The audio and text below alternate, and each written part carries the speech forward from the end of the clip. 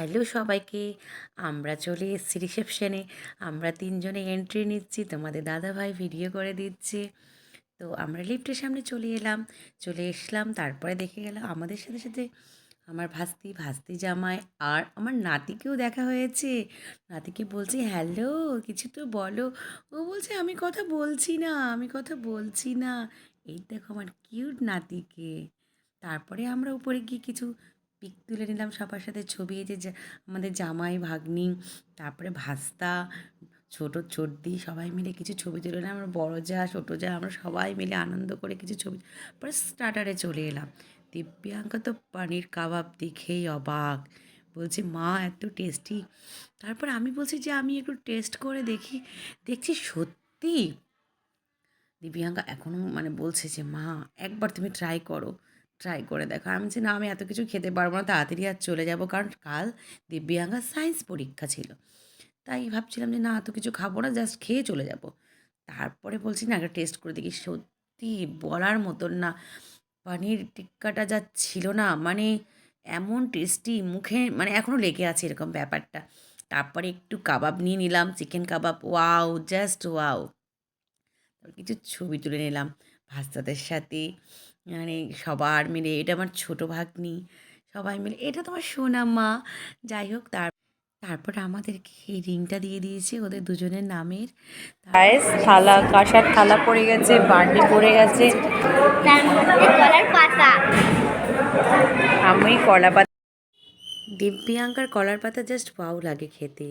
আমাদেরও সবারই কলার পাতায় খাওয়াতে অ্যাকচুয়ালি হয় না, কিন্তু খেতে খুবই ভালো লাগে। যাই হোক, স্যালাড পড়ে গেল, স্যালাডের নিয়ে সবাই সাজানো ব্যস্ত। তারপরে নান চলে এলো। নান, পনিরটা জাস্ট ওয়াও ছিল, খুবই টেস্টি আর ইয়ামি ছিল। দিব্যাঙ্কা এটা দিয়ে খেতে খুব ভালোবাসে। ভাত পড়ে গেল, এবার এঁচোড় চিংড়ি পড়ে গেল। চিংড়ির সাইজ কিন্তু বেশ ভালোই বড়, চিংড়ির সাইজ বেশ ভালোই বড়, এক আঙ্গুল লম্বার মতো। এবার খেয়ে দেখি কেমন হয়েছে। Just wow guys. ইলিশটা জাস্ট ওয়াও ছিল, সবই রান্না খুবই ভালো, তবে ইলিশটা সেরা ছিল। প্রিয়াঙ্কা তো ইলিশ মাছ নেয়নি, জাস্ট মাটন পড়ে গেল। মাটনটা যা গরম ছিল গাছ, এতটাই গরম যে হাতে ধরতে পারছি না। আমি ফু দিয়ে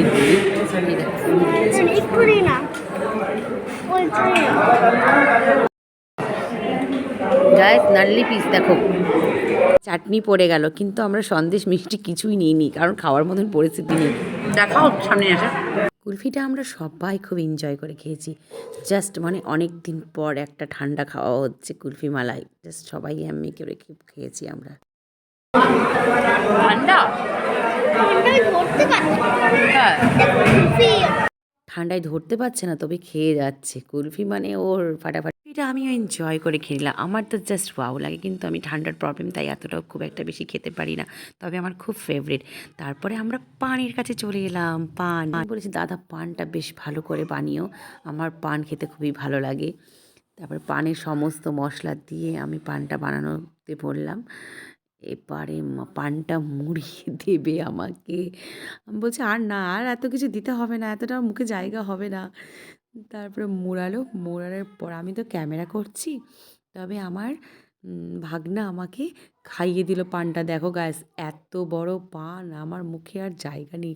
তারপরে আমি ওটাকে ঠিক করে সাইজ করে খেলাম। জাস্ট খেয়ে এত কিছু দেওয়ার পর না পানটা চাওয়াতে বেশ একটা ভালো লাগে না, তবে যাই হোক খেলাম, এনজয় করলাম পানি এনজয় করার পরে আমরা বেরিয়ে পড়লাম।